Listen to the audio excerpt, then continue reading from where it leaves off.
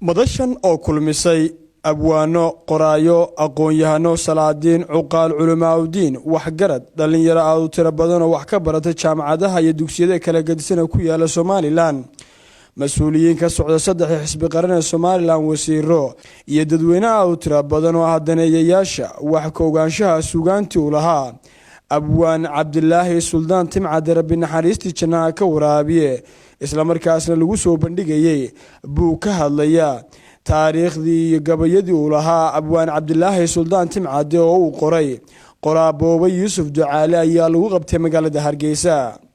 ugu horreyn waxaa munaasabadaasi ka hadlay oo hadalka u kala dambeeyay isla markaasna ku dheeraaday taariikhdii iyo gabayadii uu lahaa abwaan Cabdilaahi Suldaan Timcade qaar kamida abwaanada iyo qoraayada ku dhaqan gudaha Soomaaliland dadkeenu gobolka waxa uu yaqaanaan ninku markaan uu ubad ka tagin bay gobolkan u yaqaanaan laakiin ninku wuxuu gobolamaanu oo aaminsanahay marka wixii uu aaminsanaa cid halkii ka sii qaada la waayo ee uu mabduu dagaalamayay isagu la dhinto ayaa buu ninku gobolay hadaba Cabdilaahi Suldaan saanu gobolan u noqon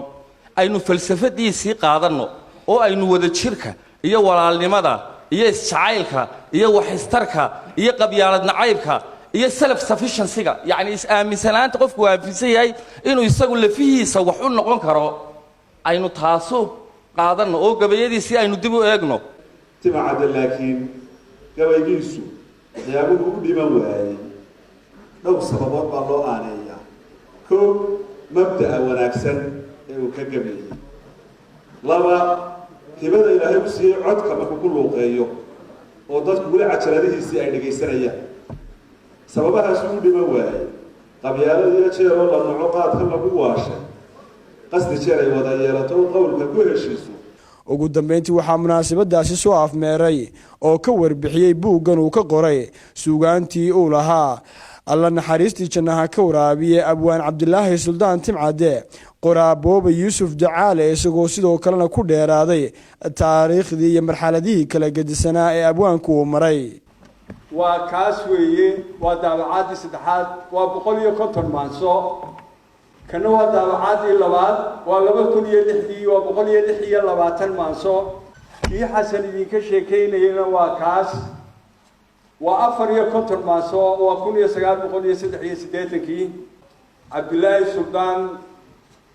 haddii ilaahay cimriga ii daayo kaasi igu dambeyn maayo kaasoo jildi adag oo hard ka bara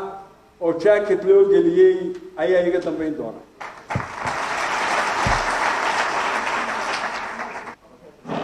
Cabdilaahi Suldaan 1920 ku dhashay meel galowda la yiraahdo gabi ka sukaysa oo markaad sii socoto dhinaca ka qabanaysa